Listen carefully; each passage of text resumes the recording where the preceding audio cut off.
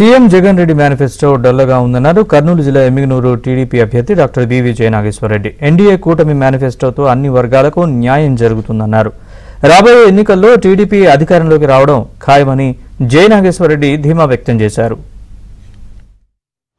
జగన్మోహన్ రెడ్డి గారు 13 లక్షల కోట్ల రూపాయల అప్పులు చేసి 5 సంవత్సరాలలో అనేక పథకాలు బీసీలకు, ఎస్సీలకు, ఎస్టీలకు, మైనారిటీలకు సంబంధించి అనేక పథకాలను రద్దు చేసి దివాలా కోరుతనంగా ఈరోజు రాష్ట్రాన్ని మొత్తం దివాలా తీయించి రేపు రాబోయే రోజుల్లో మళ్ళీ అధికారాన్ని తెలుగుదేశం పార్టీ కూటమికి అప్పచెప్పబోతున్నారు.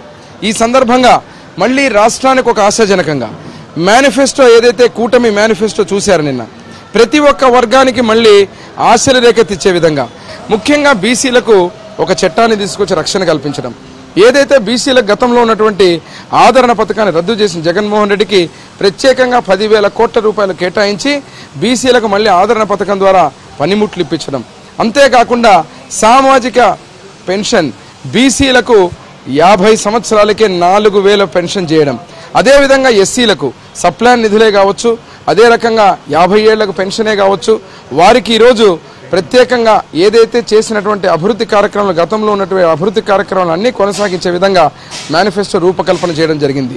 మైనారిటీలకు ముఖ్యంగా ఏదైతే పెళ్లి కానుక 1,00,000 రూపాయలు, హజ్ యాత్రకు మళ్ళీ 1,00,000 రూపాయలు ఇవ్వడం, 50 ఏళ్లకే మైనారిటీలకు మళ్ళీ 4,000 రూపాయల పెన్షన్ పెంచడం ఈరోజు మనం తెలుగుదేశం పార్టీ కూటమి మేనిఫెస్టోలో ఒక హైలైట్గా చెప్పవచ్చు.